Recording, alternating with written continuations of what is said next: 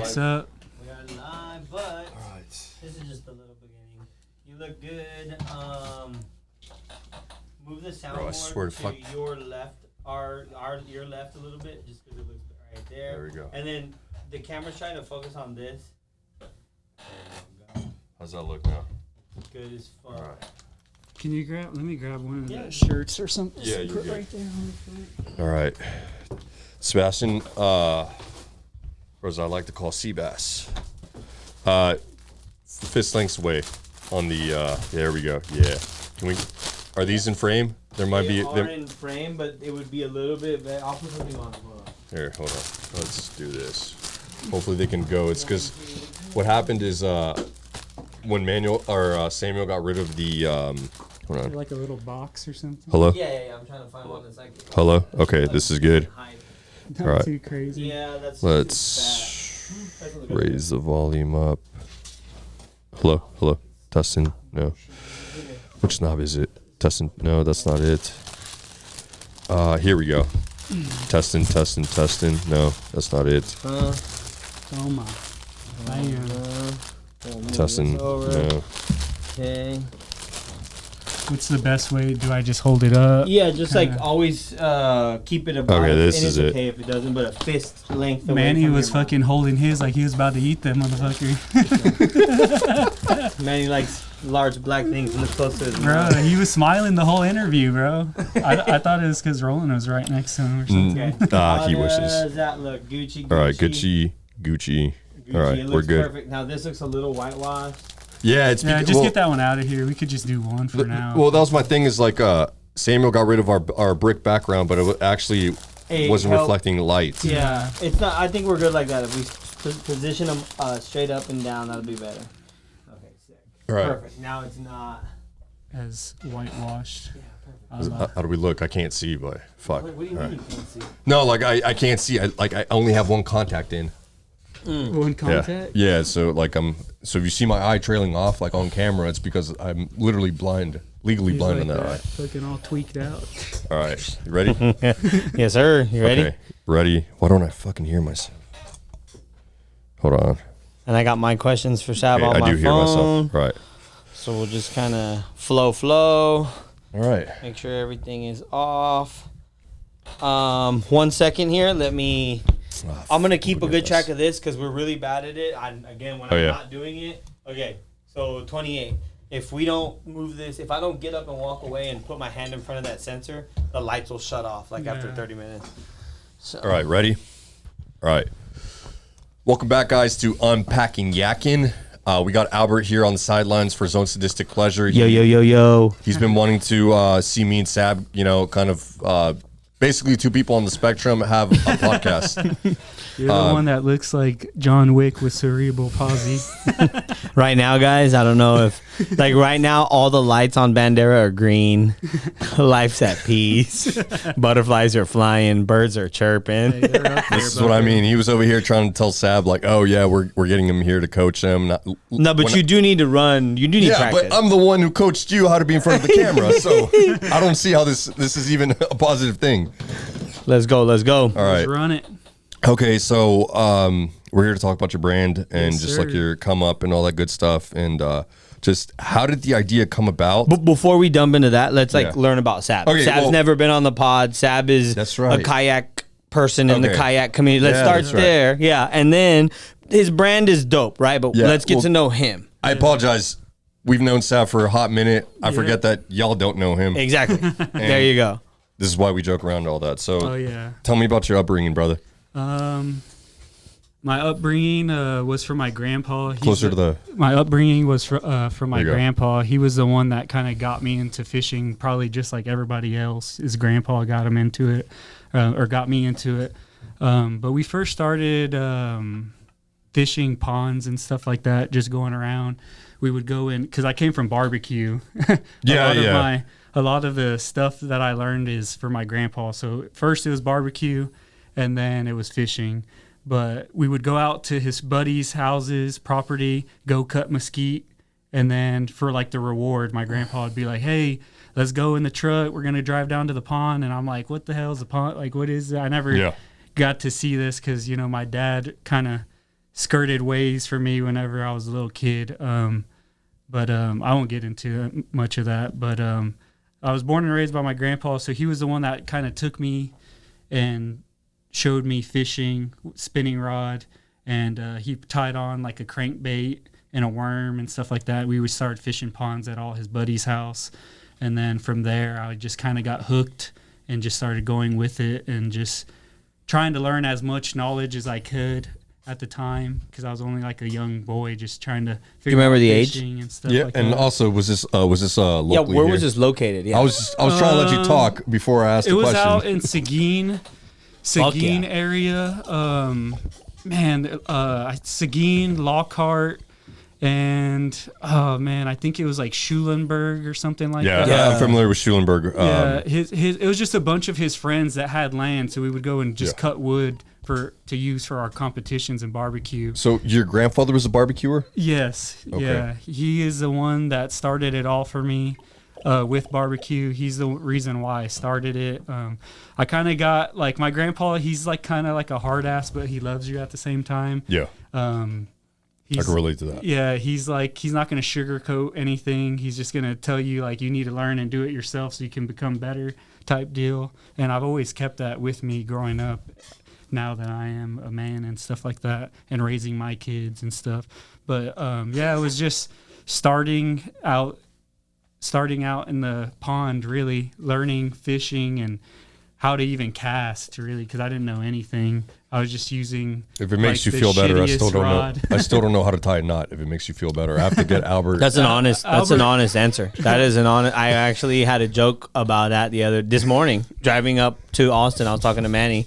Hate to cut y'all off, but I was like, "Hey, dude, you know, like, if I was like, we're gonna have Zab on today, I think, if everything works out, if the stars align." I was like, "But you know what, dude?" I was like, honestly, man, I still don't think Roland, like, if he had to go out on his own and tie a knot and go fish, I was like, I think half the lures would fly off, and then the one time he hooked one, that bitch would end up coming loose because it was probably a bad knot. It would probably slip off. And he's speaking on experiences that's happened It's before. happened before. Yeah.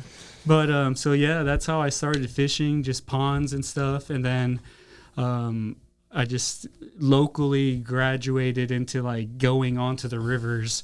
And then at that time, I met fucking old skinny water boys, and then I started seeing Ice Snag, and I was the big like, Toma. yeah, Big Toma himself. Big And Toma. so I started seeing what they were doing, and I was like, man, what are these motherfuckers throwing all the time? Yeah. Like, I was just always like wondering, how the fuck are they getting these big ass fish? What are they doing?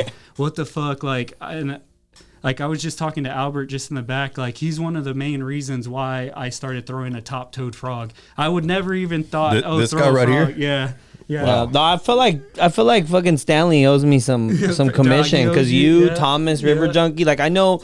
I just like them because they fucking work. Yeah. Honestly, Oh, yeah. they sell themselves. It's not like I'm like, oh, dude, like, Nah, they work. The explosion that, like, I feel like it's like one of the easiest frogs. Like, you don't even got to twitch it or nothing. No. You just slow reel it, and those fish just freaking fly out of the water. Explode like out of the crazy. water, yeah. It's crazy to see, and that's one of the most adrenaline things that I like about fishing, was throwing one of those frogs. But One of the most adrenaline things I experienced when I first saw swim baits was Manny having to take a shit on the side of the river. I think he drank like 2 rock stars and like 3 tacos. dude, it wasn't 2 rock stars. It was probably a gallon of them. That fool's got thousands of them in his truck. And then he throws in some dip into his mouth, and then like 5 minutes into the float, he's chugging this, what was it, the Chungus? Yeah. Oh, the Chungus. That stupid ass lure is like a floating. Dude, that thing is wake like a bait. brick. Yeah.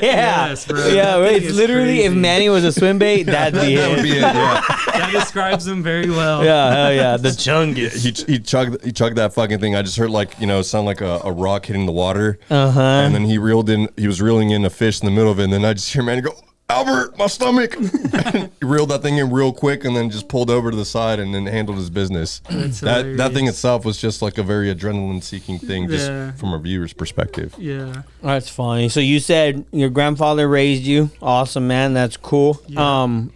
You said out there in the Seguin Lockhart area. So being a barbecue man yourself, Just a side note question. Who do you think's got the... I mean, I consider Lockhart the barbecue capital of the world. Yeah. I'm biased as hell. I love Kreitz. To me, there's no better than Kreitz. They don't even give you barbecue sauce because you don't need it. Yeah. So they'll literally slap you if you ask for barbecue sauce. They don't have a bottle in the place because the meat is that good, falls off the bone. But what do you like? Everybody's different. That's just my bias. So this is my opinion. Okay. I grew up in like old school, like low and slow, but then I got into like my grandpa, he was doing all the competitions, and we were always next to this guy, Ernest Cervantes, Burnt Bean Company. He is probably one of the best, if not, I think, my personal opinion, barbecue that I tasted when it comes to brisket and what he does with the brisket. And like the choice of meat that he's using to make that brisket that good, that's what I think. That's my personal opinion. What's the brand? Burnt Bean or the Barbecue. name? Burnt Bean Barbecue. they just in opened up Seguin. in Yeah. Seguin. That's like a storefront, or is it just like a catering service? No, it's a storefront. Like you can go in there and eat. They have long ass lines. In Lockhart? In Seguin. Oh, in Texas, Seguin. yeah. Dope. Right downtown in Seguin. We've been wanting to go there in the morning to catch the that breakfast. place is fire. They do like Tex-Mex stuff, like smoked barbacoa, stuff like that. That's what I like. That's what this dude likes every Sunday. Fuck yeah. No, barbacoa is a staple in my household. Like, I like to go to HEB, get it. My wife's very particular about it. She doesn't like it fatty, so I recook it on the comal and, wake up my girls and give them Sunday morning breakfast. I love barbacoa. I got to go try it out. Yeah, my favorite. I get the beef. I only cook cheek meat, and then I detach all the fat, and then I smoke it on my drum, and then I pull it all myself and add what I need to add to it and stuff like that. That's my favorite. And is your grandfather still here? Yeah, he's still alive. Yeah, I have a young grandfather. So, Okay, nice. Yeah, he's still kicking. Shout out to my grandpa Pope. That's what we call him. His name is Mondo Garcia. But yeah, he was the one that got me into the thing that I love so much, fishing. If I'm not fishing, I'm barbecuing. Talk closer. Yeah, there and you go. if I'm barbecuing, I'm fishing. But he was the one that got me into it. But like I was saying, Burnt Bean, I feel like that's the way to go. It's like, I don't know, like Hispanic. He's a Hispanic guy. He came up and he has like Tex-Mex stuff, like migas and stuff, all at his. Oh yeah, do you like Gila's too? Oh yeah. So his breakfast is fire. Yeah, his breakfast is fire there. Yeah, long lines. All the way in Seguin though. Yeah. Dude, Seguin's such a freaking travesty to drive to right now with all the freaking construction on I-10 that way. It's every 18-wheeler heading to Houston, and it's you and them pinballing between two medians on a 2-lane highway. It's scary. I hate it. Yeah, I do it every other week since my son just moved to Houston. So I'm on I-10 just sitting there listening to you guys or various podcasts and stuff like that. So sick. But back to what I was saying with the barbecue.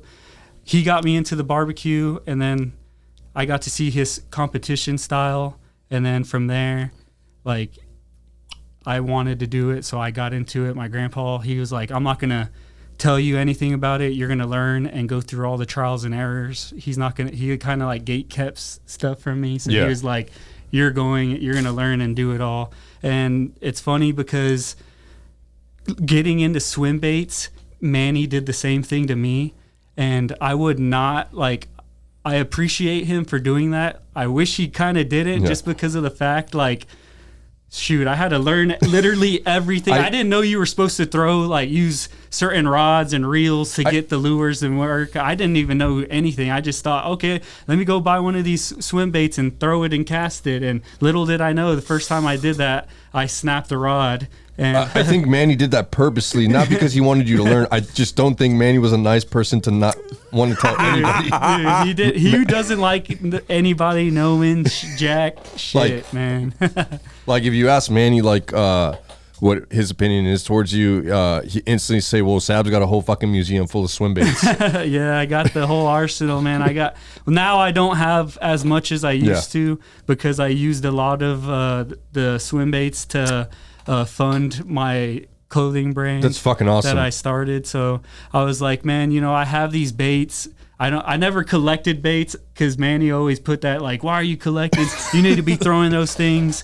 Manny's gonna be that funny ass grandpa. Dude, God damn it, Bobby, you fucking piece of shit. Yeah, so I mean, like I was gonna bring a bait to like gift y'all, but I'm like, dude, like I couldn't find a bait that was like don't. That This was is enough. nice. This is I enough. couldn't find a bait that was nice. Yeah. Because all of them had hook rash. All of them all I wouldn't have kinda cared, but screwed up and stuff. But I'll let Roland take it. Yeah. You need some of this stuff. I seen that gantrail you've been throwing. Oh, forever. I know, bro. I love it, bro. That was my favorite thing. As soon as I got introduced to that gantrail, bro, I was like, oh shit. Yeah. But it's put in work. There was a time where Albert and Manny didn't catch shit, and then right at the last second, Roland. Yeah, clutch, exactly, boy. with that gantrail. Show him how to get on them. And Manny's over there. What'd you throw that with? That's Manny's favorite last words.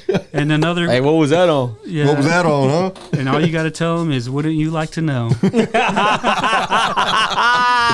Sheesh, that's fucking awesome. Manny's gonna be on the highway right now, just smashing his steering wheel in. Or fucking Red light. punching Listen that to this. Chevy fucking dashboard. God damn it. Damn, that boy just got that Chevy tuned up, man.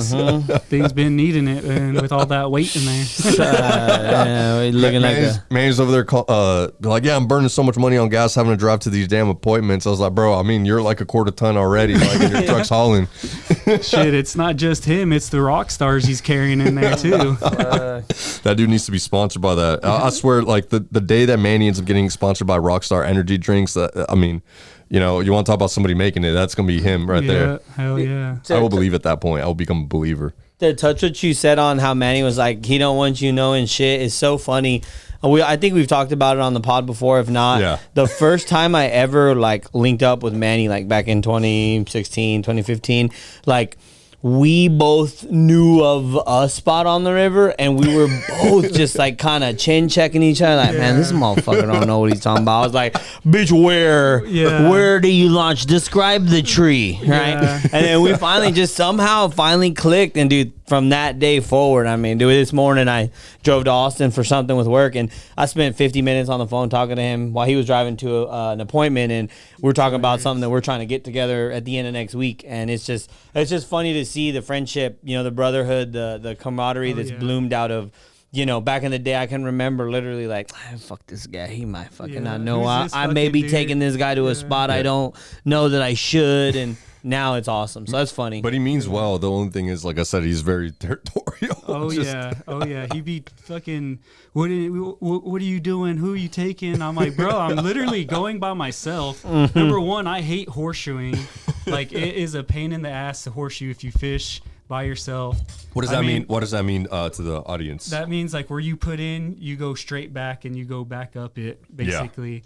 But I mean, I did that a lot by myself. But back to like Manny, he never showed me. He just kind of like was like, hey man, like you need to figure this shit out yourself. Yeah. And I respect him for that, because it wouldn't have made me as a fisherman as I am today. Because now I know like everything, what I need to throw, what colors work on my river. If a swim bait's not working, hey, what do you follow up with? Stuff like that. And that was one of the cool things that like I've learned for myself and what I did on the river. But I wouldn't be surprised if Manny told you like some of these things, you know, just to say things. Dude, he told me this one time. He was like, hey, where you at? And I was like, oh, I'm here at this spot. Yeah. Okay, what time are you going? And I was like, oh, it's like 7. He's like, hey, bro, you need to be careful, because like there's this weird lady and she comes out like a donkey. And I'm like, what the are you talking about? He's like, yeah, bro, just, hey, bucko, get out of there at a good time, bro, because she might come out and get you or something. Hey, bucko. Like, I'm like, what the hell are you, like, what? So I guess it was like some like folklore, like some like donkey lady woman. I've never heard of it. Thing that he told me. The only thing that Manny told me was on this specific area in this particular spot, there's an old man there that likes to tickle young boys' butts, and he's like, I'm telling you, Roland, he's going to stick a finger up your butt, and you might like it, but I'm not going to be there to be able to save you. So I seriously recommend turning around. Yeah. Turns out there's a big fucking fish there that he couldn't land. Yeah. And he was just that's hilarious. Trying to get me and Albert not to be there. Yeah. So back to these guys, Albert and Manny. I grew up in New Braunfels. I grew up on the river. Like I said, my grandpa. Talk closer. My grandpa was the one that got me into the fishing. So being from New Braunfels, being a river rat, being a local, I knew every part of every riverway and everything. And one day he was out there and I ran in. This is how I met him. I followed him on social media, both of them actually. And then I actually one day was fishing a spot and I saw this fucking dude on a kayak with this long, dirty mullet, shaking it in the wind and everything, throwing these big old baits. And I was like, oh my God, that's Skinny Water Boys. And I was like, 956. Wah, wah. I started going, wah, wah. And he just said, he looked up and, hey. And I was like, hey, I knew it was him. And he was with his brothers, man, and that's a way better story than the incident I had with the little kid confused him and Albert. Oh, that was awesome. So, a random before we continue with the story, just got to throw this side story. Manny and I were fishing, and a little boy spotted him and like, oh, we watch your YouTube channel, this and that, and then I think it was the dad's like, I got my son a bona fide just like you. Man, he had the biggest smile on his face until he said bona fide, and his face went so sour. Dude, that's hilarious. That is so hilarious, bro. Even more hilarious Dude, because of us. Yeah, that's hilarious because now I fish out of a bona fide, and he was pissed. He's like, "Why you need to get a Jackson? That's a real kayak. That's a real." I'm like, "You only get a Jackson because you can fit in that motherfucker. That's the only reason why." Did he tell you he tried to poop on his Jackson and fucking fell in the water? He fell in his own shit. Yeah. That's fucking He literally hilarious. tried that, and then Albert did it with the bona fide, and the bona fide was stable. Damn, that's funny. And like Albert says, you can't do that in a Jackson. Hey, you can't. Can't do that in the Jackson, buddy. There it is, right there. Man. So what? Where were we at? What was the? Yeah. So going back to Manny, meeting Manny, I met him, and I was like, "Yo, bro, like, I ain't no fucking. Excuse me for cursing. I'm not a. You could cuss. Okay, We cuss. okay, I call Albert a fucking retard all the time. That's me. That's who I am, and it's hard. But I was like, back to what I was saying. I was like, I was telling him, I was like, "Yo, bro, like, I'm not no dick rider or nothing, but I fuck with you, dog. Like, I fuck with you heavy because, like, for one, you're Hispanic. I never seen any Hispanic people on my waters, on the rivers that I was fishing. You it's hit him always with my waters. Damn. Oof. You haven't. I think Manny would have. I'm born and raised there. I'm born and raised there, man, on that river, bro. I told my wife, I said, if I die, I want to throw my ashes in there somewhere along that river. Damn. But back to what I was saying though. When I met him, Get a little closer. There we go. when I met him, I was like, "Yo, bro, I'm not trying to like dick ride you or anything, but I fuck with you heavy." And he was like, right on. And then I met his brother Sam, and then I met his other brother who's really cool, who does a bunch of work for me, Tim. Shout out to Tim, the GOAT. Tim is the GOAT. Tim is a bro. fucking amazing Tim just carpenter. fucking waterproofed some board behind the shower that I had to bust out. Tim is the dog. Tim helped me remodel my whole kitchen. Of course he did. He's still doing a lot for me. I appreciate him so much, and Manny's father as well, in their business. But I told him, like, we just kicked it off. I was like, I saw him on the water. I was like, hey, let me go treat y'all to eat. Yeah. And of course, Manny's like, oh yeah, we'll go. We'll go. Wait, what? Yeah, what? Say that again, bud. So Hey, he flipped his mullet. What'd you say, buddy? yeah, he Come again? He went like that.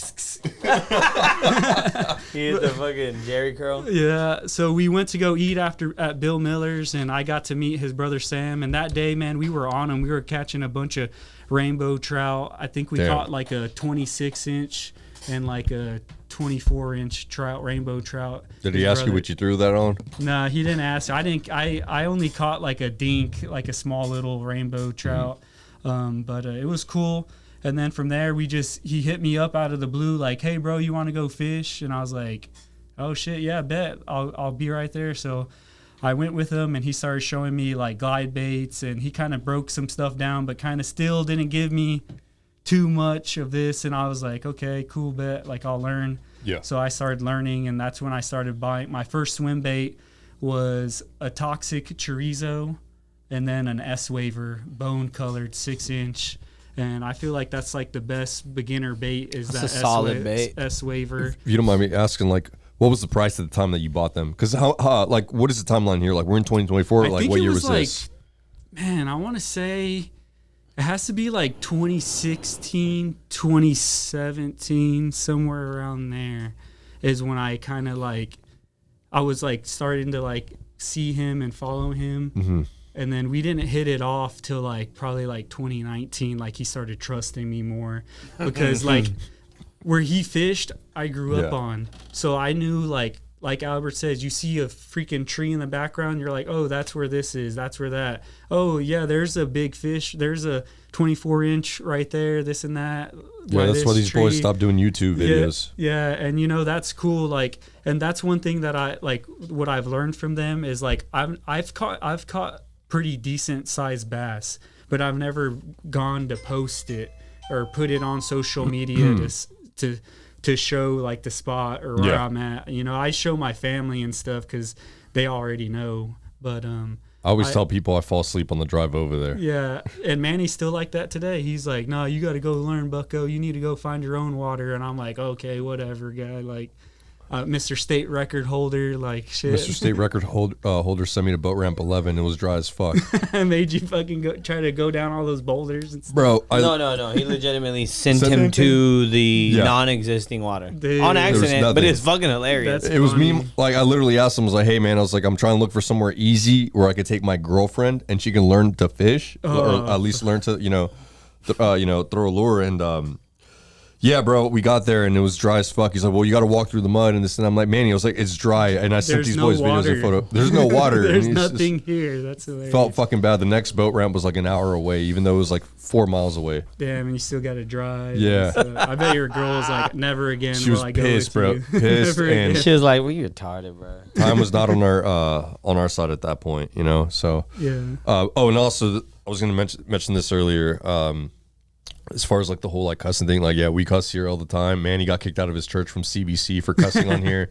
That was when the boy became a man here on this pod. They first dropped or what? Yeah, he was just like, he was trying not to curse. The first pod he wanted us to remove every time he said fuck, and I said no.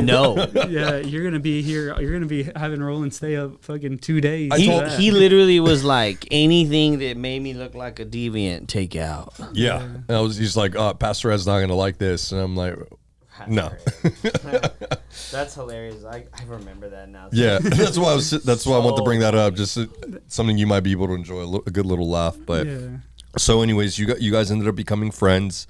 That kind of like made a staple for you to start getting swim baits. Oh yeah. And how much was the price at the time? Those swim baits? The S waiver he was asking about. I think. Oh man, I can't remember. I asked this because of swim baits now are like Nike shoes. There's hype on them. Okay, we'll get into this whole reason why I started this and why I saw my opportunity.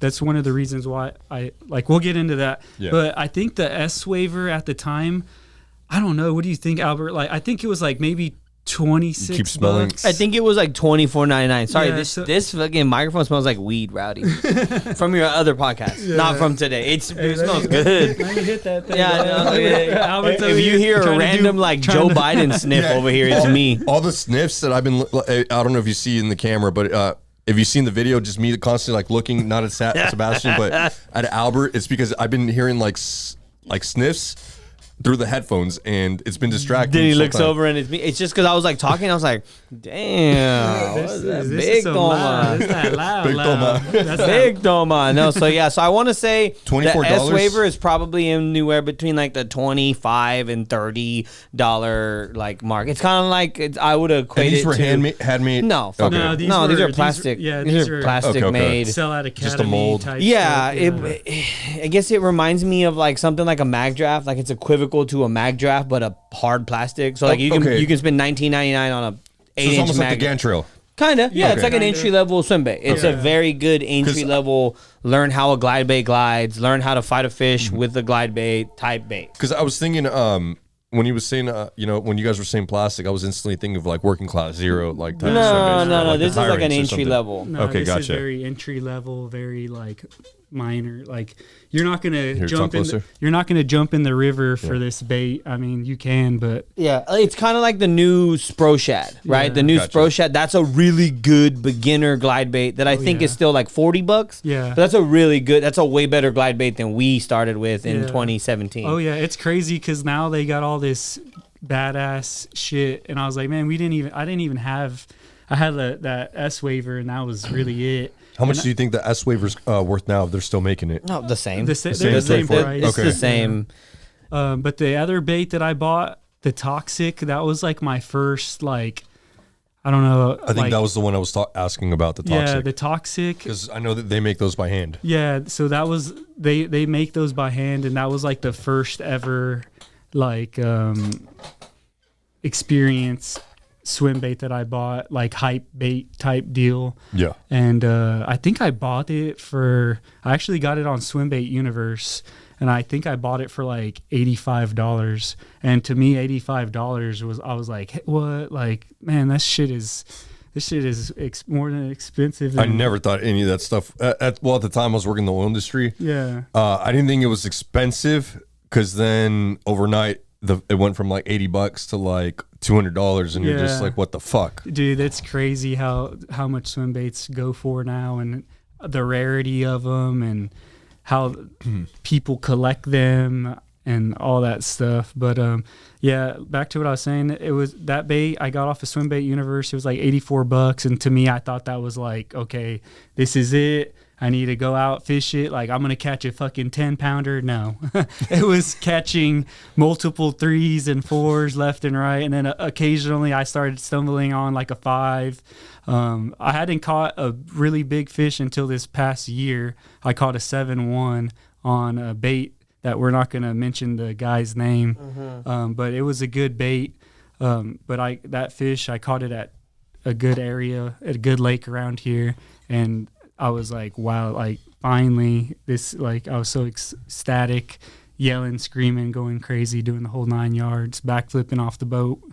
But that was like one of the bigger fish that I had landed on a glide bait. So using that Toxic chorizo, it was like an eye opener to me to see, okay, this is like a little bit more expensive bait, learning how it swims. And this was a 3-piece crank down, so this was all new. Like I didn't know what glide baits were. I didn't know what wake baits or deep diving cranks. I didn't know. I all learned that all on my own. But that was one of the baits that I got, and I still use today. It's still in my arsenal.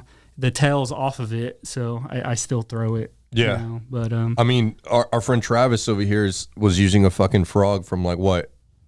Dude, honestly, Travis is legit. He's so crazy. He was, the last time I went fishing with him, he caught a 23.5-inch bass at like 1 o'clock in the dead, hottest part of the off of a log on a frog. Yeah, but the frog, and the frog was like from a tackle warehouse, like subscription box from circa 2016. I mean, that motherfucker was turning yellow. Yeah, and he was just like, well, it's my only option. Just started, God, and then he put it back right when we finished the day, and I was like, dude. We were all gone off the fish whistle, and I was like, dude, that frog's gonna get in that tackle bag and say, boys, I caught a 7-pounder today. And they're all going to be like, shut up. You ain't been out the box in 5 years. You still got the cobwebs on you. That's funny. But yeah, I started getting into the swim baits. And Tucklisser? I started getting into swim baits and started learning. I didn't know it was like a whole hype around it or anything. And then I started meeting new people because of Manny and Albert. And I started seeing new bait makers and new development in swim bait. And that's kind of where I started to pick up on everything and see kind of like the styles and what people are throwing. Because, you know, the whole LA scene of like guys out there, they kind of all wear like the grungy stuff. And I love that whole style, the whole LA thing. I've been wanting to go over there to try the fishing over there because I hear nothing but great things about it. Marshall told me. Yeah, so this is going into my brand and why I started it and stuff. I started seeing the whole culture of swim bait swim baiting, and I started to pick up on like the guys that were doing it, you know. Seeing, I didn't know there was like gatherings and stuff like that. So I went to the Texas gathering this year. I met everybody and their mom out there. I met so many cool people. I remember I was trying to get you to get me one of the throwback swim baits. So I wanted to get you one. Yeah. But we were in literally like Lake Fork. There's only one bank. There's only one bank out there. And like my buddy's like, bro, you got to go pull money now. And I was like, what do you mean? He's like, bro, there's only one bank. And I went out there to the bank, and the bank is like, there's no more money. Like, all the guys pulled out. Dude, at one point in the line, a guy had $3,000 on him to spend on baits. That's and I was insane. just like, that is so crazy to me. Like, I tried to explain it to Manny, and Manny was like throwing a temper tantrum. It was just like, well, Sab's over there trying to be a Jew. He wants all the swim baits for himself. No, it wasn't like it. And the one thing that I was like, damn, is that none of the bait makers were taking cards. Really? Either, so it was all cash, and I was like, I wanted a certain bait. Smart choice. I wanted a certain bait for myself, and I was like, okay, if I have money, extra money, I could try to go back and get it.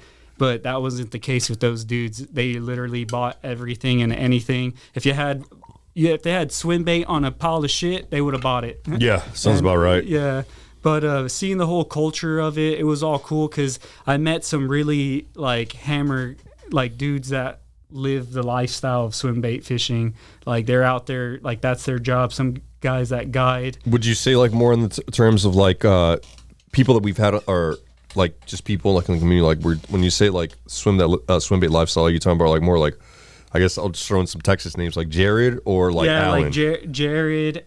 Alan, of course. I know Alan. I mean, he doesn't know me, but I know what he's doing. Like he's like an OG. He's the GOAT. Bro, a book of knowledge, man. Oh, and yeah. We're so appreciative for having him on the pod here. And like he was probably doing it way before all of us. He was the first one we to our understanding. consider him the first one. Yeah. Yeah. He's the godfather. Oh yeah. And I seen him out there on the lake, but you know, I respect him. Say hello to him. Say hello to him.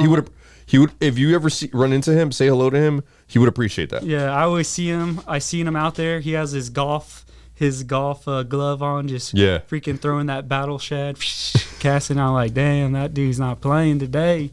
But back to the culture, like seeing like guys like Jared. Shout out to Marshall. He's been a real supporter of my brand and helping me grow. Real quick, I think Alan would really appreciate your brand. So like, if I'd love to get him some stuff. Yeah, reach out to him, and I think he would really appreciate you doing that for him. Heck yeah, I would love to, man. I would love to get him on the swim bait all day gang. gang. Yeah, but seeing like the culture side of it, I started seeing like clothes. I realized there wasn't a market for swim bait clothes. Like there was a market for bass fishing, and like they had their own style. But and it's more like a conservative, like, you know, if I were to like say anything, it's like more like a majority of like all like fishing style. And this is one thing I've mentioned to Albert. I wanted to create kayak pants, like waterproof kayak pants, because we wear the fucking Wrangler ones. Yeah, those are the best ones. They're the best ones, but they lack quick dryness. Yeah, which is like what I would have loved to introduce into the market. And that's something that me and my wife have been trying to find, something like that. And man, I've been on the phone with a few Chinese manufacturers trying to go through all that, because like, you know, not being, I'm not gonna say it, but like going through other people is a lot harder in like different countries. Yeah, because I can't understand a word it's they okay. say I or mean, anything. there's a you know a language there's a big separation. language dialect, and I'm just like, man, I can't do this. Here, babe, take over for me. This is what we want. But we've been looking for pants. I've just started doing joggers and shorts and waterproof shorts. The waterproof shorts I'm wearing now, I designed. But I noticed there's like a large gap of clothes that I liked. I wanted to do like my own thing, because there wasn't like this cool like black, or like I don't really like a whole bunch of vibrant colors and stuff. I mean, I like them, but like I wouldn't wear it. I'm more of like, I wanted to make something more of like a streetwear, but for swim bait fishing. My thing is, this is like, again, like regular bass or just fishing style in general. I feel like it more gears towards people that own boats. Yeah. And conservative people and heavier set people versus your brand. Yeah. Goes in for the younger generation. Yeah. Our style, what we grow up in, the type of music that we listen to. Yeah. And also, we don't have money to afford boats. Yeah. You know, and that's the thing is, we literally are rugged kayak anglers. Yeah, I will always be a kayak guy over a boat. That's the roots for me. Like kayak fishing is that's everything to me. Besides my family. And barbecue. Yeah. But yeah, Albert and Manny, like they're the ones that set the staple. Like, hey man, you got to get out there. You hustle, you bust your ass to work for that fish. And with them showing me that, like the reward is like the best feeling, like getting out on the water, catching that good 23 to 24-inch bass and stuff, that like that's all pays off for you. But like I said, I wanted to come up with like a fishing streetwear for like the upcoming guys that were out fishing and that didn't like the stuff that was in stores, you know? Yeah, I never liked it. Yeah, I liked it, but like to an extent of what it was, you know? Because when you throw swim baits, it's like, it's all or nothing. Like you don't know what's going to happen. You don't know what kind of fish you're going to get. We're going to get skunked. Yeah, you don't know if you're going to get skunked 80% of the time. Yeah. But you know, it's a lifestyle, and that's something that I like, and that I tried to incorporate into my clothes with the upbringing of all the younger generation and the streetwear and like rap and like all what's going on, and trying to make it cool for fishing. So that's the reason why I started Swim Baits All Day and why I kind of wanted to do it. And I took a big risk. I working in the medical field for, I want to say 8 years now, and I love my job. It was fun, but it just got too repetitive, and I was like, you know what?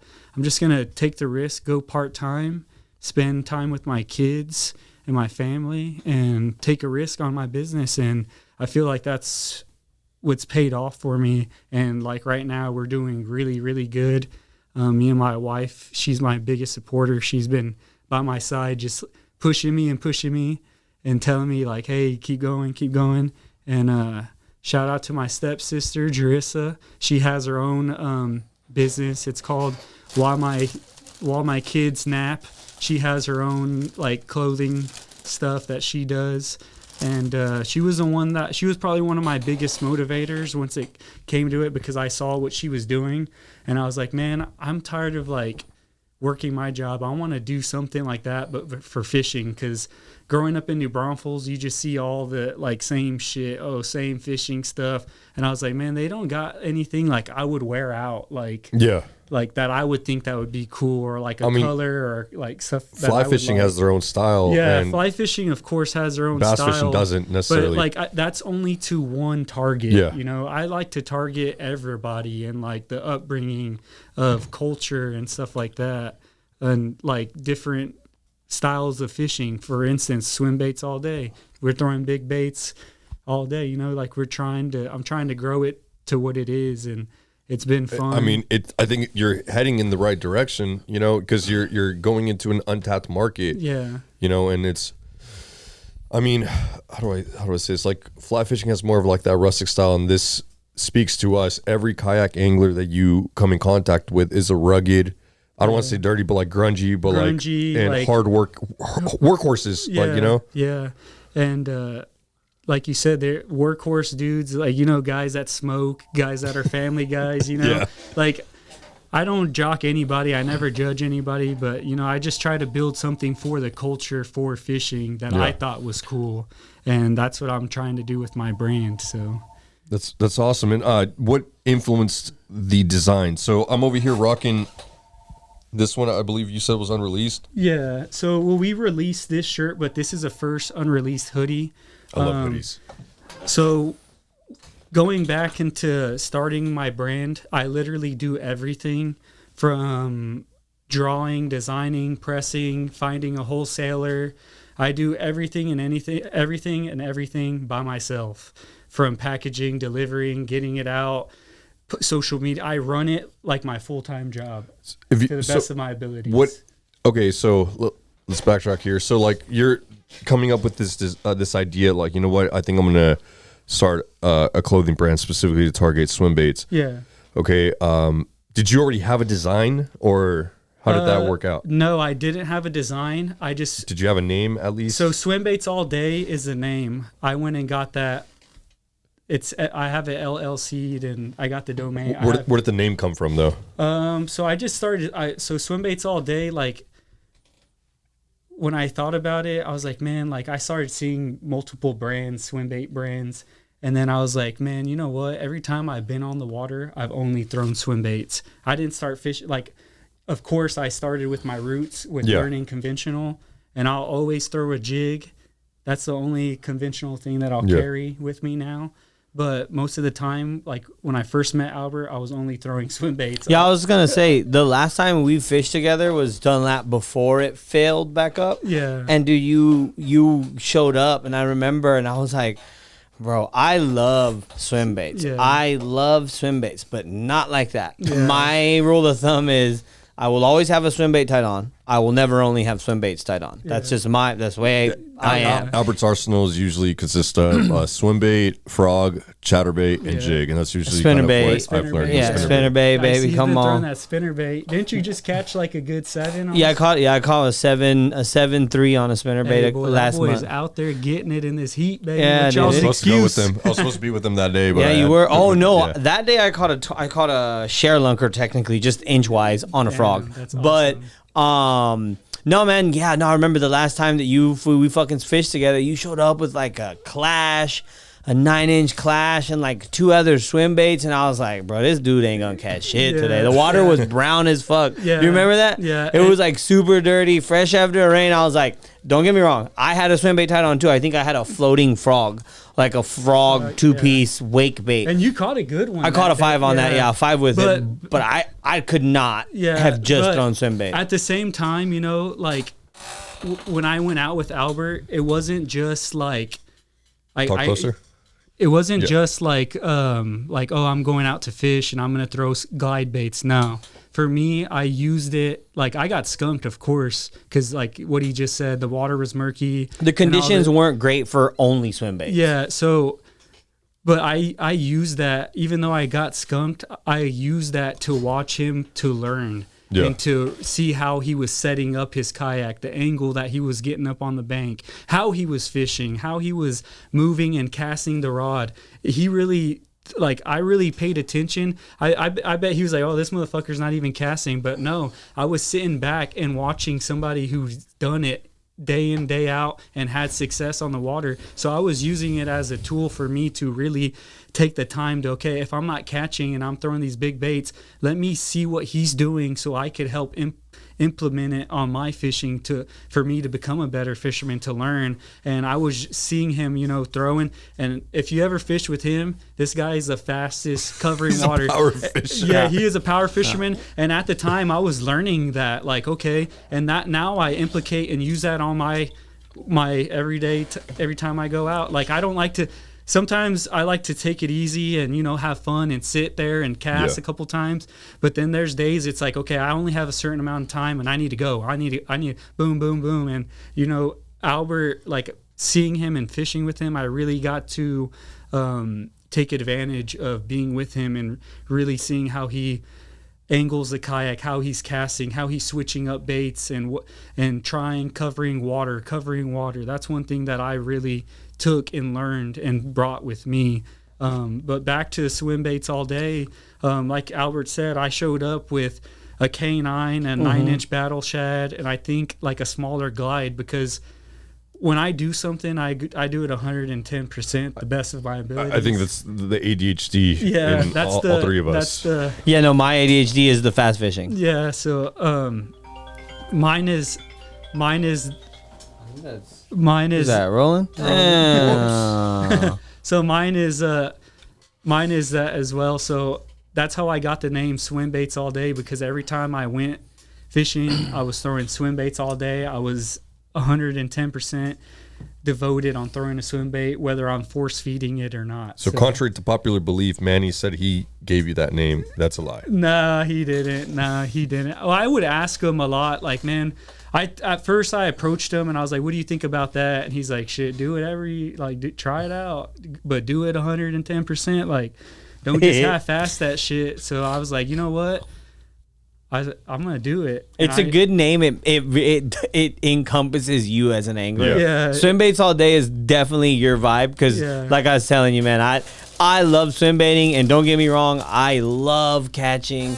Honestly, it's one of the most addicting catches. I mean, you're literally tricking a fish in the most purest art form, right? Yeah, hell yeah. I always have one on, but dude, swim baits all day, that is literally fits you. Like, you showed up with 3 swim baits, I was like, dude, I might put on a chatterbait if I were you, because I mean, you're better off catching one in this dirty ass water, and you're like, I'm Gucci, dog. I was like, all right. Yeah, and you know, that was the hard head in me, just being that guy, like, you know what? I'm only gonna throw a glide. What year was this when this came up? Like, when did you come? 2022 maybe. It's probably 2 years ago. That's when you came I fished with them about. No, I came up with the name like a month ago. Like, I've only started swim baits all day. Like, I think we are almost hitting 2 months. So within 2 months, you outsold every inventory that you had. Yeah. Yep. That's how good business has been going. We're not talking numbers and all like that. Hey, selling this swim bait stuff, man, this is like legal fentanyl, guys. Like, this shit is booming.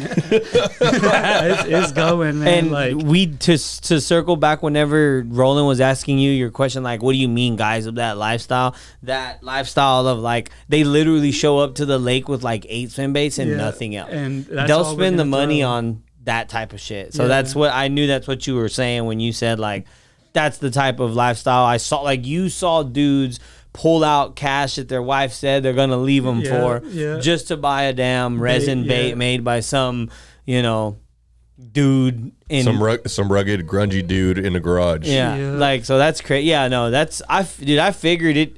I think a couple of good plugs, a couple of big fish, and, you know, it'd be a solid, you know, either side income to start, and then hopefully one day turn it into something where you could have like a little storefront or something. Yeah, but and go ahead. No, like that. I could definitely see it getting there. Like, it's easy to see that the type of people that we're talking about would buy that. A good representation of that would be, I'm just going to throw this name out there, Throwback Swim Baits, from his garage going to the facility that he's at now. I haven't been able to keep up with him recently, but I remember he would post videos of him just working out of his own personal garage, and he ended up moving to another facility.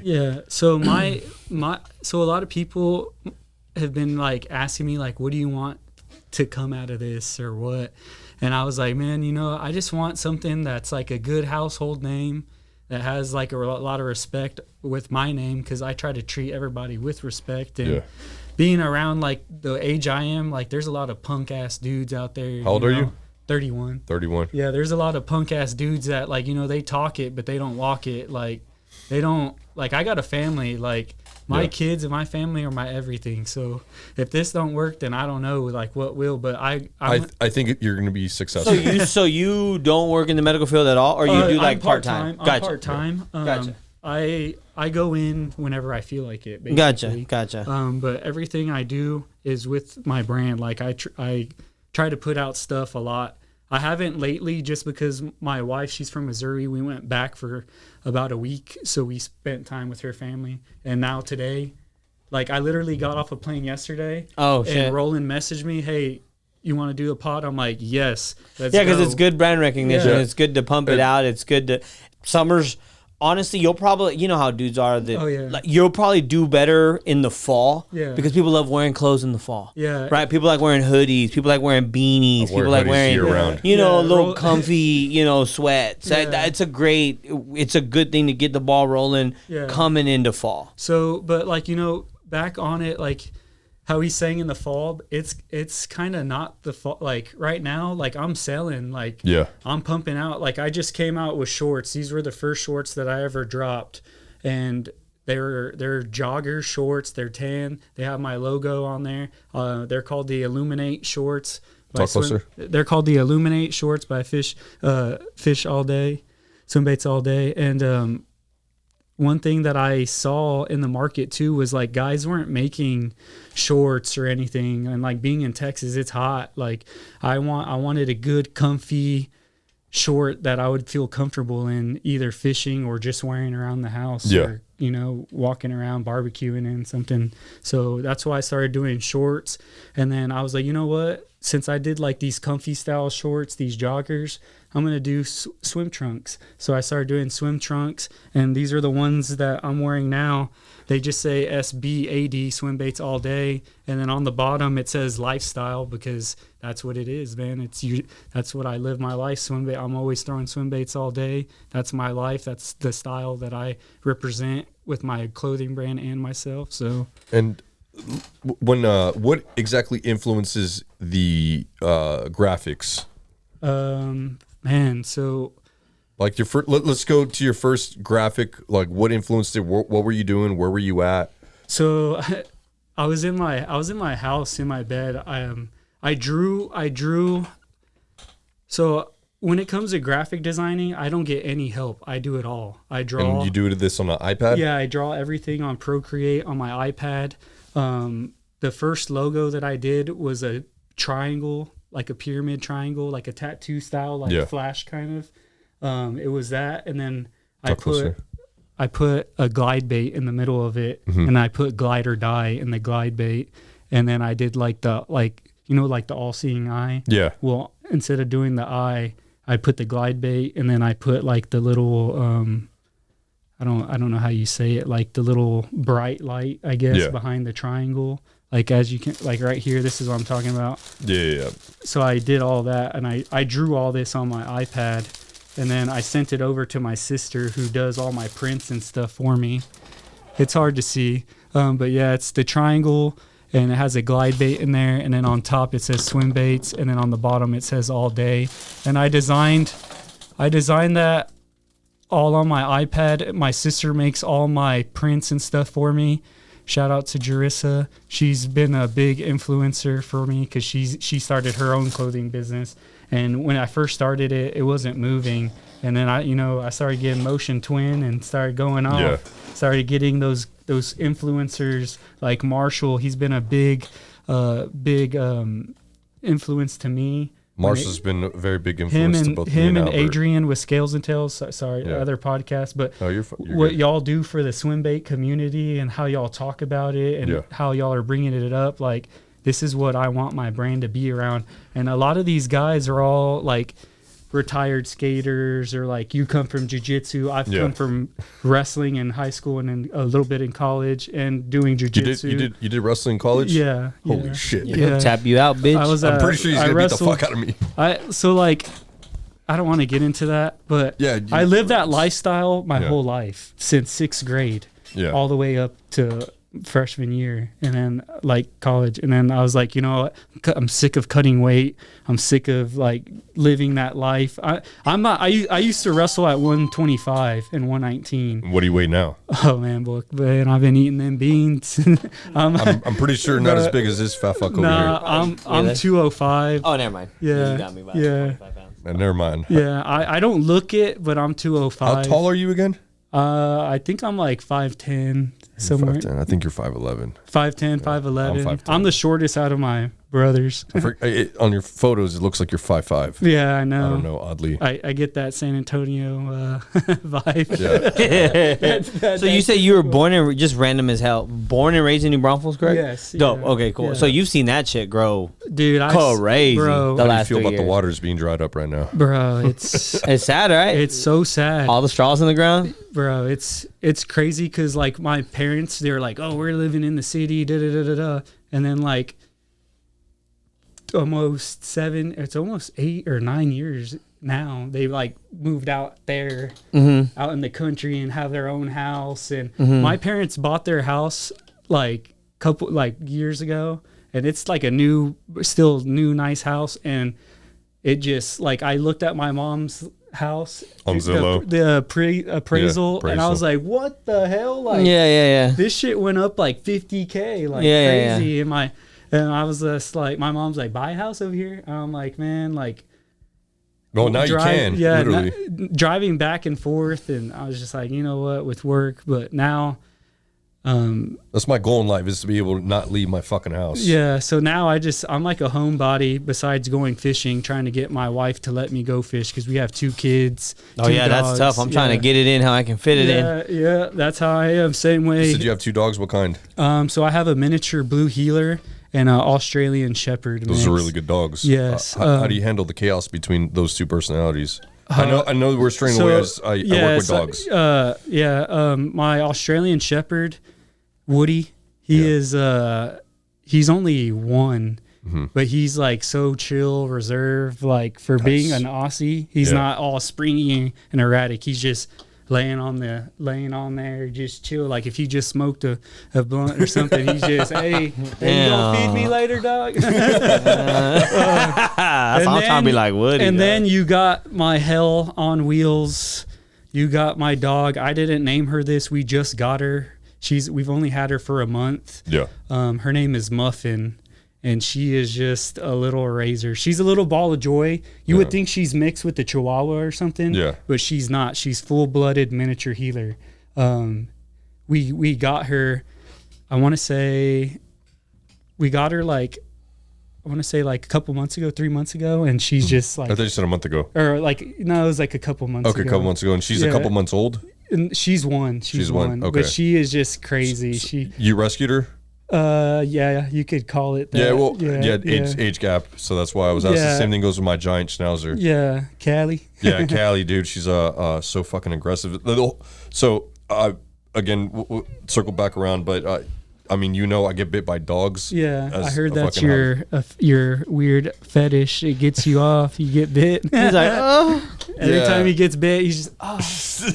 We're like, Rollers. Hey, Roland, you getting too friendly with that dog, bro. That's a little the way it is, man. But that's cool, man. Like that, to do that, you gotta have some balls, because I would not let a dog bite me. I don't have any. Boy, he gonna end up on a t-shirt, buckle. Hey, bro, for real. The amount of times I've been bitten in the nuts, dude, it's bad. Especially the dogs. Callie's that thing's like a horse. She's like a horse. Yeah, bro. It's like, so ideally, the mountain walls are the ones that are more agile. They'll fucking come at you anywhere. Yeah. Callie's like breed. The giant schnauzers have like 500 to 600 pounds of bite pressure. Yeah. It's rough. The same goes with the German shepherds. They're up there. Yeah, I believe it. Man. And the thing with the males will go and bite the sensitive areas, like the inner part of my thighs or my nutsack. They know where to attack. Yeah, and the thing is, like, you can't really show any sign of weakness to them, because they'll pick up on it and they'll keep targeting that area. Yeah. If they see you go, they're gonna target that area repeatedly. So they know. Yeah. Yeah, it's a reward system to them. But anyways, back over to this. So SWIMBAITS. So do you do? And supplemental wise, do you take anything to kind of like set off the creativity part of your brain?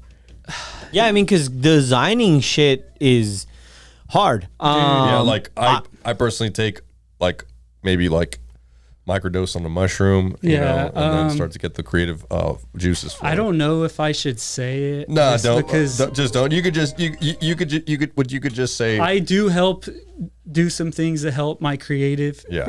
Help like a twisted tea. Yeah, I drink here and there. Take a shot of whiskey, stuff like that, and then gets you going. Gets me going. But like Albert said, that's one thing that I like it's like rap basically. Like how rappers they get writer's block and stuff like that.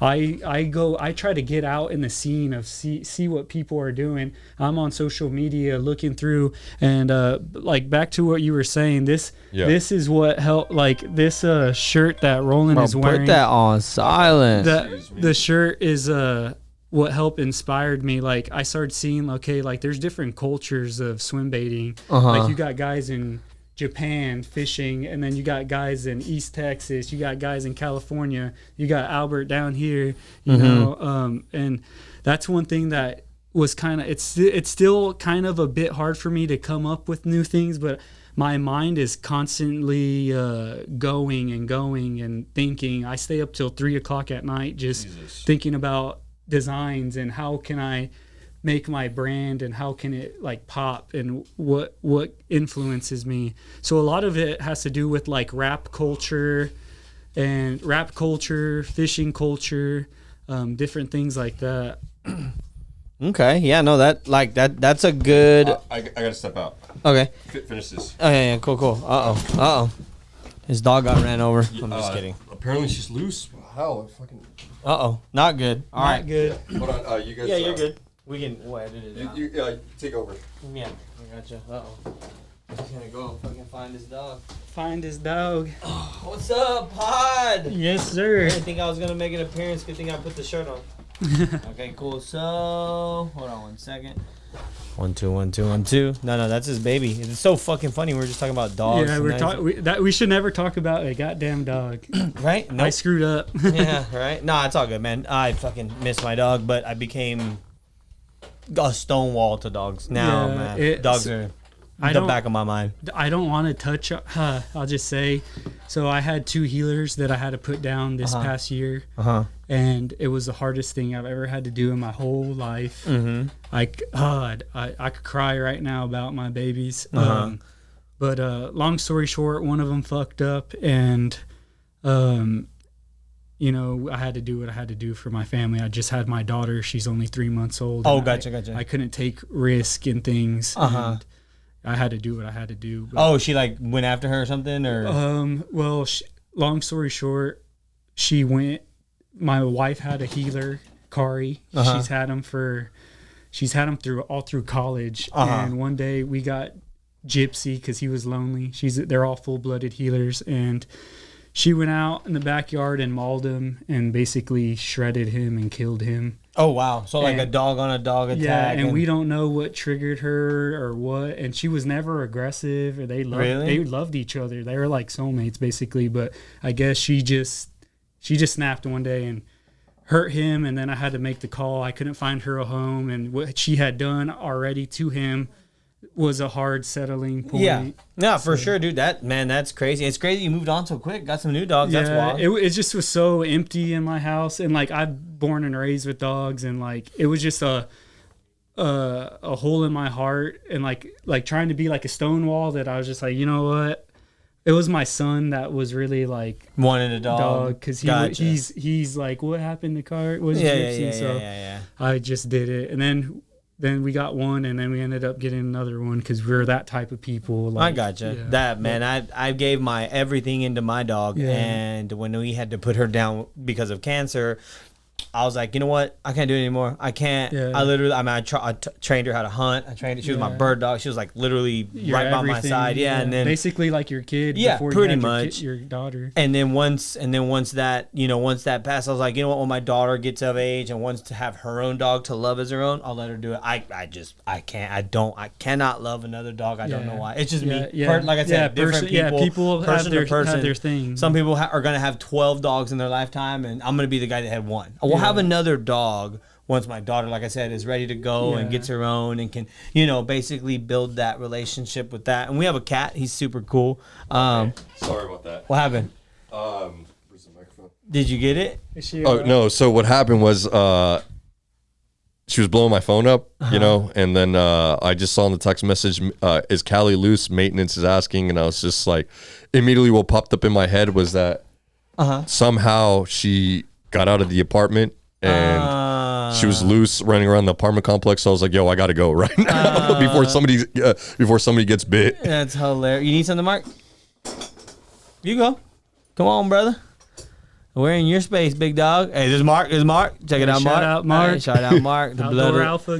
Go hit him up. Yes, sir. Blood of the lifeline. We could swap mid. No matter. It scared the fuck out of me because I got to be there by 4:20, but Yeah, no worries. We'll This is too good of a pod to just end right now. For sure. Yeah, we'll run it till 4, and then I give you 20 minutes to get home. That was like my thing is like I saw that I just saw maintenance is Callie loose. Maintenance is asking. I was like, what the fuck? Like my dog. Yeah. That's hilarious. You misconstrued the question as, oh my God, she's out. Hey, get it. I don't know how you feel at times. Yeah. No, for sure. That's cool, man. So where were we at? Where were you at? I see you brought your, like I said, I wanted Roland to get in and I just had like shout outs. Dope. So we'll get to that later. But just what I was saying, like being like doing everything, building my brand, like it has been a little hard for me to come up with ideas. But I mean, I have so much stuff in my iPad already drawn that I'm just kind of sitting on. Like you get your content and you just sit on it, and it's just like, okay, you'll put out the dude. I'm sitting on a lot of content, and then this is the first time I think I've told anybody publicly besides the boys. I lost my GoPro. What? Yeah. Sheesh. So if you find the footage on that, delete that shit. Hey, I'm keeping that. You could keep the fucking GoPro, because I'm gonna honestly switch to DJI. Another hot take. Yeah. Because the GoPro past 8 has just had nothing but issues. 9 and 10 overheat. We live in South Texas. Dude, this shit ain't going nowhere. You get on the water and your phone's overheating. And you're like, I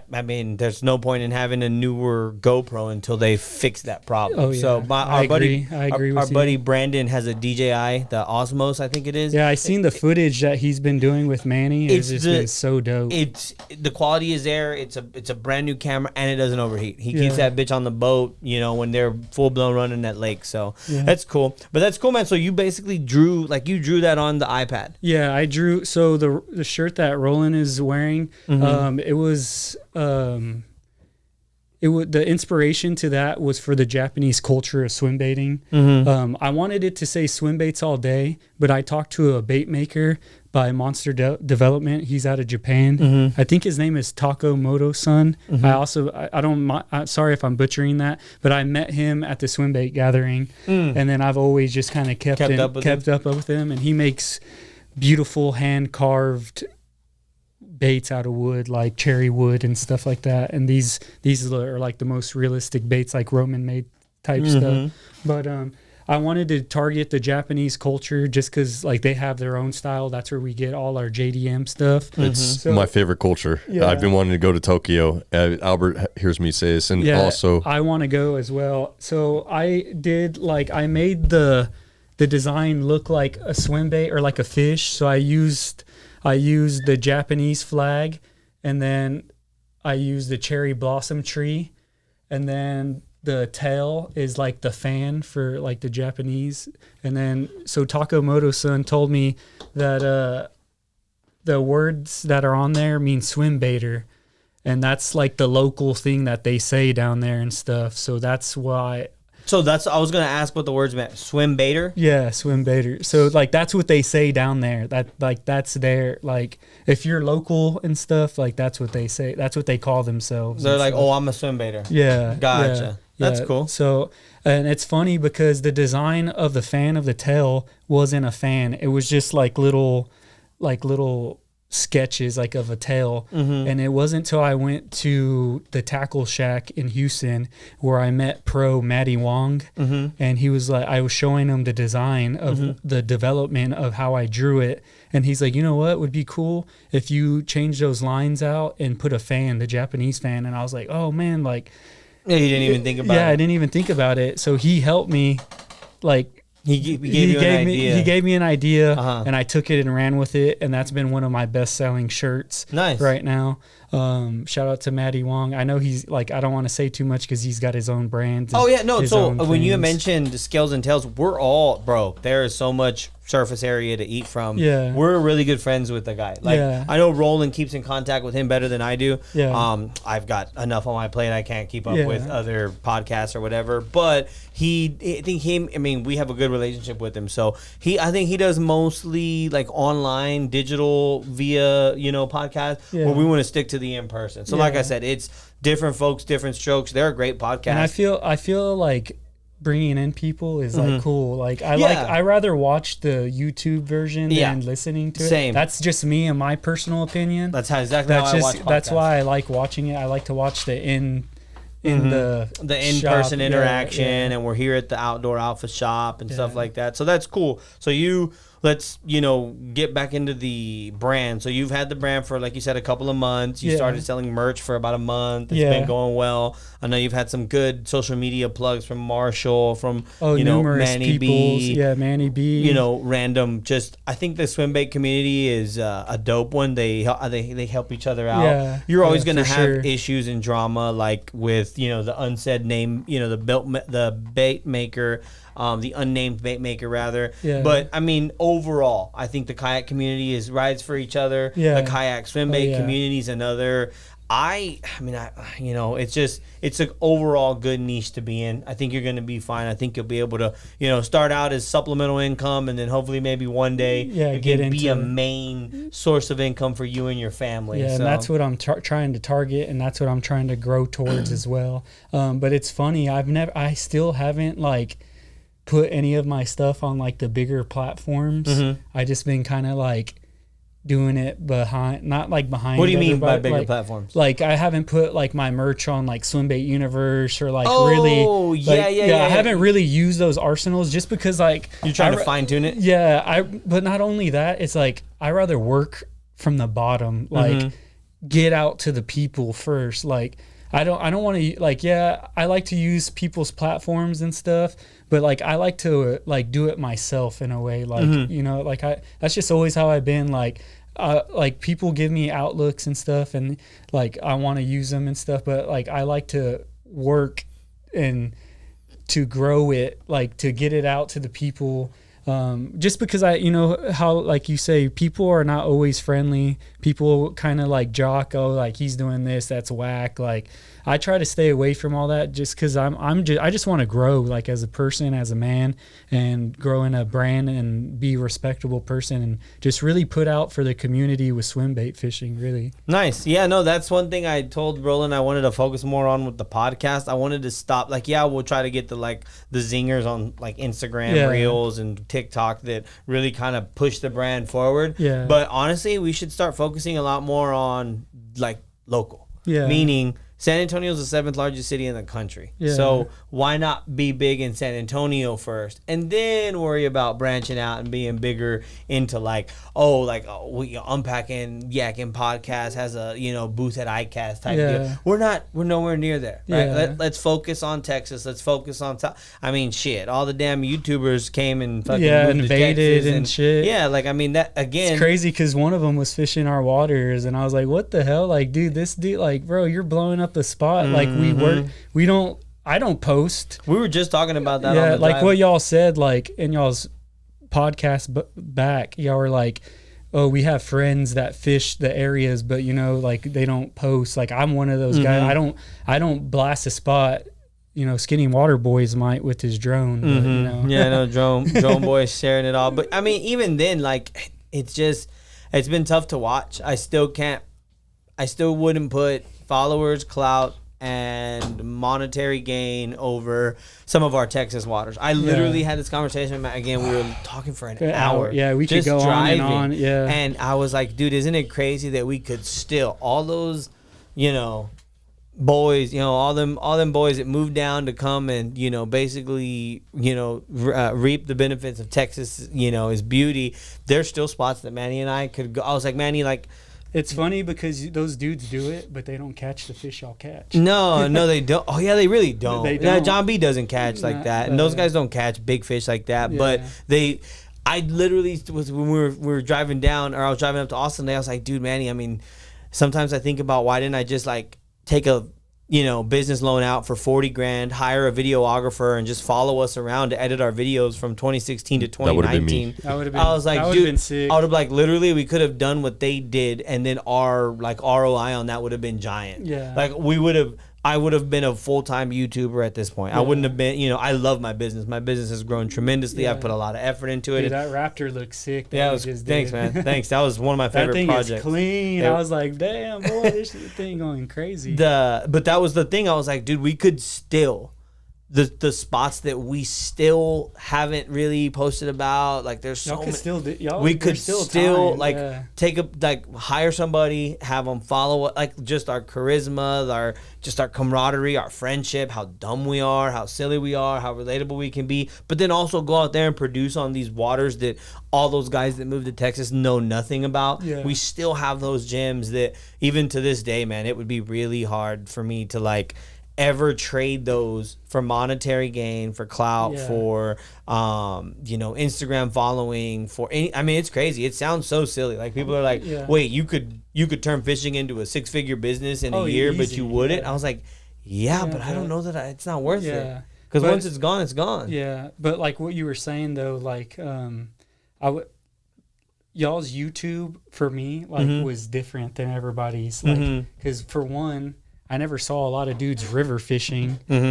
2, I never seen a lot of dudes throwing glide baits and stuff and being yourselves on the water.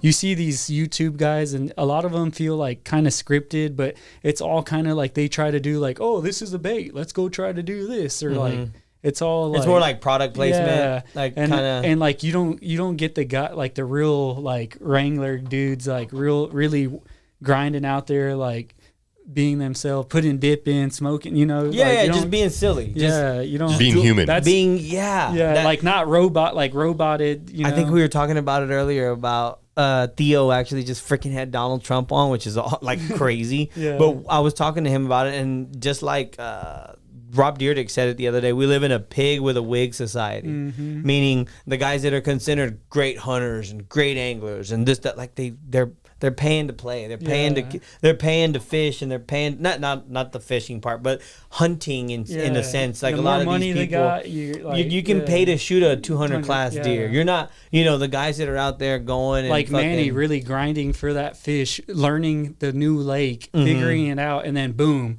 that happens just to fall into his lap, and I'm like, you're the luckiest motherfucker I know, bro. Right? Hey, shout out to Albert for putting him on that fish. Right? No, he did catch it on the Dunkel, which is dope. Which is cool because again, it's part of the camaraderie. It's like I told him, hey, bro, the guy that knew us gave us like 3 or 4 baits. Those Dunkels are the move. Manny like started killing it out there, and then that's what inevitably caught the state record Guadalupe bass. So I was like, dude, that's sick, and I'm glad that it's within our friends. I'm glad it was him, not some mega YouTuber that was gonna get it and then use that, and the next thing you know, that lake's blown the fuck out, and this out of the other. So it's cool, man. It's been a fun ride, but I mean, to give you some some pointers on running a business and going from there, I think your start has been great. I mean, just don't worry about trying to get too big too quick. Just do you, find good designs, be unique. Yeah, that's one thing that I've been doing. Like I have a lot of stuff that's coming, like new designs, new prints. I just been slowly sitting on it.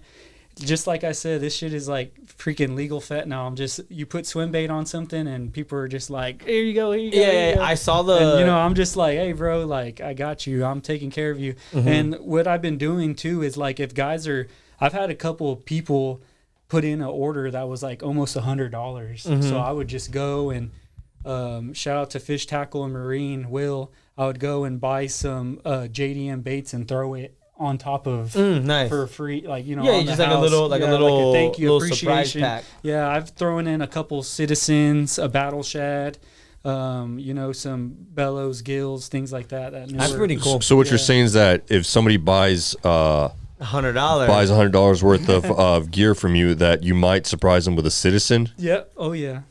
For sure. That's cool. I've already done it. It's already that's a swim bait all day thing. Yeah. That's cool. Like I said, I'm not that diehard like you. Out of curiosity, where's the craziest place you've had to ship your merch to so far? The farthest, it's crazy, and it's crazy because I haven't moved towards it, but it's like I know it's like a money thing. Like if I know if I do it, I was gonna go, and that is France. France. You sent something to France? Yeah, they fuck with me heavy out there for whatever reason it is. They want everything I got out there. Really? That's cool. And I wanted to kind of keep that personal, just because like I'm not a person that's like, oh, like I got this, I got that. Like I'm not like that. I'm a chill dude. Like obviously, like, I was raised by my grandpa. Like, I'm chilling, bro. Like, Mm-hmm. takes a lot to piss me off. I'm just a reserved dude. But yeah, France was the farthest thing. The shipping cost right now is crazy. What was it? It was like a couple shirts. Like, I think it was like 10 shirts. 10 Oh, shirts shit. that I sent out 10 there. shirts. That's wild. One customer, 10 shirts? Yeah, because he bought them all for his boys in the area. So nice. he paid me for each one. Nice. And he gave them all to his homies. And then those dudes, they be going on my page, like DMing me in France. And I'm like translating. Like, it's crazy because they use like a lot more emoji stuff and stuff. And I'm just like, dope. Like, oh, they're that's like, a we sus like message. we like your stuff. And I'm just like, hell yeah, I appreciate it. They're So like, they swim bait out there? yeah, oh yeah. Are you? Do you know? Like, have you asked them like what kind of branded swim baits they're using? So they That's a good question. So their brand is like, it's like I think it's a tackle shop. It's called like Fish Candy or something. Is that like the Instagram or something? Yeah, it's on the Instagram, but they use like their own glide baits. I don't even know what kind they are, but yeah, just look up Fish Candy. Fish candy. Fish candy. That's Yeah, crazy. And yeah, it's like they have like expos and all types of crazy stuff. And this one guy, Yoni, that I met, he's like, yo, I know a Yoni. Yeah, he's like, if you need anything, let me know, and stuff like that. And so it was real cool. I've But- never met anybody else with that name Yoni Yeah. other than the So there's producer to Kill Tony. Yoni and Johan are like the guys that I talked to. Johan, yeah, that sounds like more of a name I'd hear out by France, but like Yoni, like I met one. He lives in Austin. He's actually really big into barbecue. Really? He's the producer to Kill Tony. Oh, really? Yeah, Oh, he's like all about Snow's barbecue. That's badass. Snows, hey, that's a good place too. I love Snows. so Yeah. where can people find your stuff? Let's So people can find me on Instagram, and that's swim_baits_ all day. Like I said, I just got back to Texas yesterday, and we are probably going to drop my website here. Yeah, I was gonna say I don't think you have a website yet No, because I yeah. haven't seen you post it anywhere. So we're waiting because I just got back into town, but I think we're gonna do it like maybe at the end of this month, at the end of August, maybe September. It could be coming soon. It's just whenever I want to do it, but I've been running everything off my IG account. If you want any apparel, I have a few things up, and just DM me and I'll get what you need. And I have all the pricing system. I have it all worked out, and I send you a confirmation. I get your address and everything, and I ship it out. Gotcha. So I ship everything on Wednesdays. Gotcha. Is that your day off generally? Yeah, Dope. Wednesdays are like my day off, and then It's our day off too. Yeah, and then the weekends, obviously. But I try to get as much orders as I can on Monday and Tuesday, then ship out Wednesday. But really, I can do it whenever I want. So if somebody orders something, I do it within whenever really I feel like it. But I try to get the most of it out on Wednesdays. Your set days is Wednesdays because understand you're a human, you're a father, Yeah. you have 2 kids, you got 2 dogs, right? So you got to Yeah. do shit. So that's cool, man. I lost my train of thought. I had a decent. Yeah, something and I'm decent to running. bring I up. do everything out of my. I have like a garage room Mhm. in my house, and I run everything by myself. I went and I bought the heat press. I do everything myself. I draw, design. I run my business. I come up with all the styles, textures of clothes, swimming trunks, looking for new things. I got hoodies that are getting embroidered. I even have a hat line that's out, been sold out. I took a big risk with the hats because there was a little bit of return on them, and I wasn't going to make a lot of money. And I was like, you know what? Let me buy 35 hats and let's see what it does. It literally sold out in one day. And then I came out with another hat, and then just boom, I ordered more. So I have hats on, but hats are right now are sold out until I get my website. Once we drop the website, we'll have a fresh stock of new hats and some older style hats that I've been putting out lately. So. Dope. So this is like fresh off the Yeah, press. Like yeah. this is you're still unofficial without a website in that sense. You know, Yeah. official running and selling shit to France. But Yeah. this is young, young this small is- business. This is I'm a very small business, but I literally do everything. I can go into stores. I have everything. nice. I just need to go and start pitching, you know, elevator pitching to companies. But like you said, why go and do that when I can just they'll come to you. It's gonna come. So I like to manifest. I'm a big believer in manifestation, and I carry a pop-up card with me. It's just a little card, and it has all my goals, and I read it every single day. I didn't bring it with me today because I was like trying to get over here because I literally pressed that hoodie an hour ago. All y'all's clothes I just did fresh, like all the clothes that I just pressed. Those were all like I went to the manufacturer, got it, and pressed it right there for y'all. Damn. So and Roland got the first Japanese hoodie. This is the first one that's on a hoodie. It's gonna be embroidered too, but I just pressed this one on. That one's gonna be embroidered.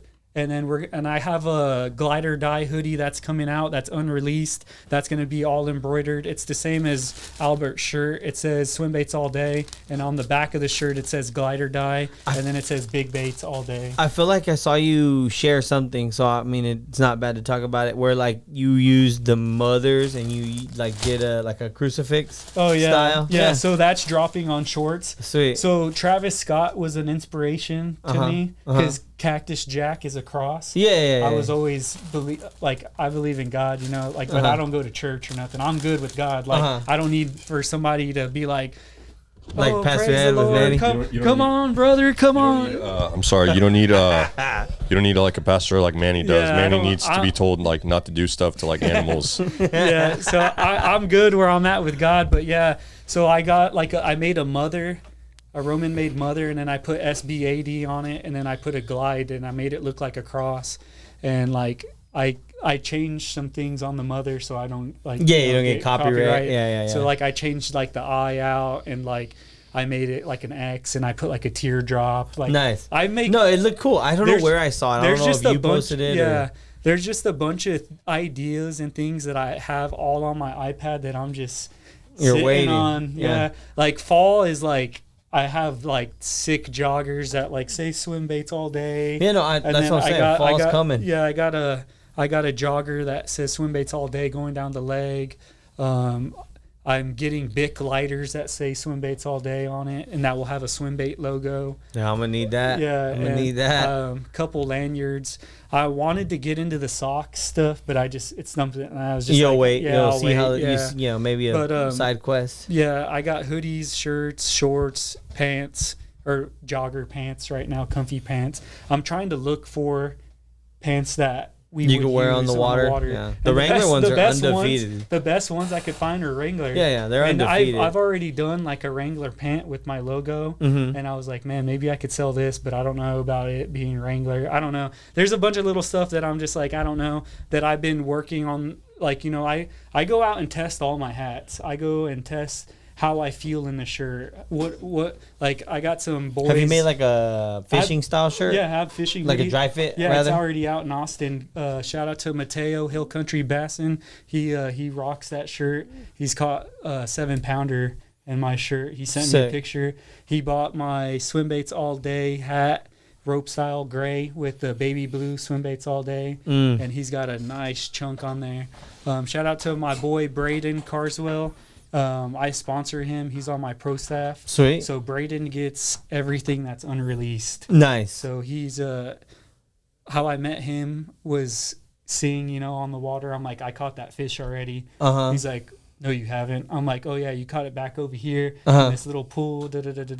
I said, I've not only caught that fish, Manny's only caught that fish. He's like, bullshit. And I sent him. He's like, oh, okay, like, yeah. He's a young kid. He's a young kid. He's fiery. There's a couple of young. He's a young gun. Guys. He's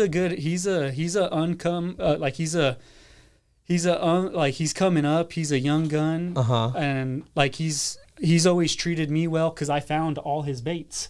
He lost about $3,000 of baits off the back of his buddy's truck, and I was up staying late looking up on Facebook Marketplace. Some guy was selling a 86 glide bait for $100, and then I was like, "Bro, I'll take it. What else do you got?" And he's like, "Oh, well, I got this whole bag," and I knew it was Braden's, so I hit up Braden and I was like, yo, I got your baits for you. So Braden went and found that guy and I got all his baits back. Nice. And then from then the first day I met Braden was on my 29th birthday, Uh-huh. and he fished a river we all fished, and I was like, "Hey, bro, you need to pump them brakes a little bit. Like, don't be posting it." But me and him, I made steak sandwiches, Wagyu steak sandwiches on the river.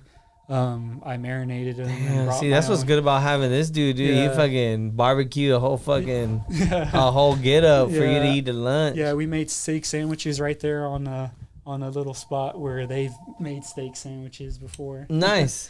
But, yeah, I've seen that. Yeah, and Braden, he's always just been cool with me. We went to the gathering together. We became real good friends.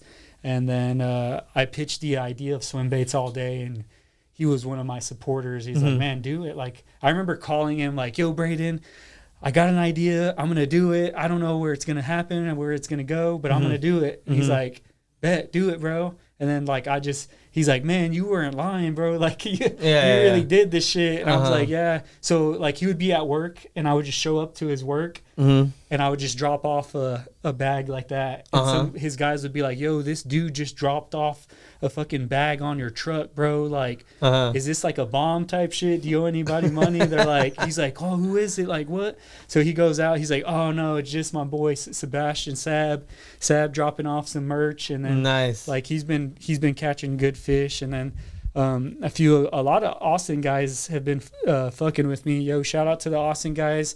I appreciate y'all for plugging with me and buying stuff and merch.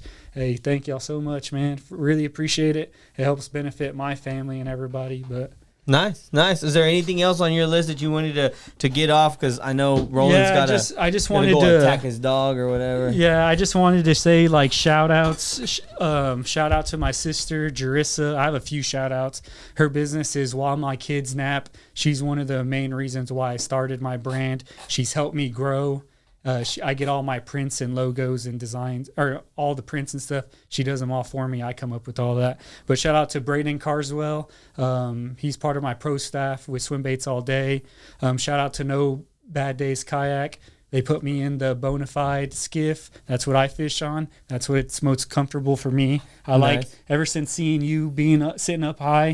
That's money for me. I like the vantage point. Yeah, I like to see the fish. I like to work my glide bait and see it. Shout out to them. Shout out to my boy Nolan McGee, Custom Rods. Me and him have some stuff coming out in the future. He's an upcoming rod maker, real cool dude out of Wisconsin. Nice. He's real young. He's one of those younger cats that's really putting in the time and the effort and to grow his business too. So I support him, and he supports my business.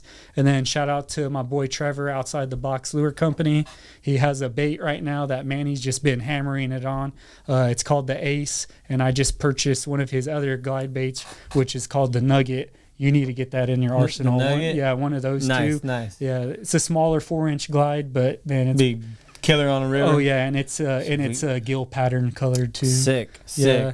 Cool. And then shout out to Marshall, the homeless fisherman. I appreciate everything you've done for me and my brand and helping my business grow. And shout out, last and not least, to my boy Manny B, Skinny Water Boys, and my uncle Boomer as well. Big Thoma in the house. Nice, yeah, Big Thoma. Yeah, I know. I always see y'all messing around on social media. Well, shit, man. I was glad to get you. I'm glad we finally got you on. I'm glad you kind of got to come back here and roast Manny too. Also, really just support somebody here local who's kind of seen just us come up as the young guns in fishing to now being more like, you're 31, I'm 32, got a second kid on the way, you got a second kid currently. Roland's working on 4 dogs. So, Well, I actually have 3 kids, only one. He lives with his mom. Oh, gotcha. That's right. Yeah, 3 kids. Damn, Junior. Lock that shit up. Dude, I am, bro. I said no more. The boat's next. But I want to thank Outdoor Alphas too for having me and letting me use their space. And thank you to Roland and Albert for having me on this podcast. Hell yeah, I really appreciate it, and I feel what y'all are doing for the community is really great, and especially for me with my small business as well. I was telling him whenever you stepped out before we end it. When I was having a panic attack outside. Yeah, when you're like, my dog, Callie. My fucking dog's outside. She bit multiple people. Yeah, what? They shot her? They saying that we really want to focus the gear on like trying to get big locally. Not really worried about like, again. I've been telling this dude this for the longest time, or my other goal was Japan. Yeah. Yeah, we'll grow later on. Y'all have it going. Y'all just y'all like we need to do more repetition. Yeah, that's what so it is. We'll see you on the next one, guys. Make sure you check him out on all social media. Hopefully, maybe when this drops, his website's up and running. Yeah. And we'll put that in the description. But thank you again, and we'll see you on the next one. Peace. Yeet. And let's go. That was good, dude. Sorry. Some of it.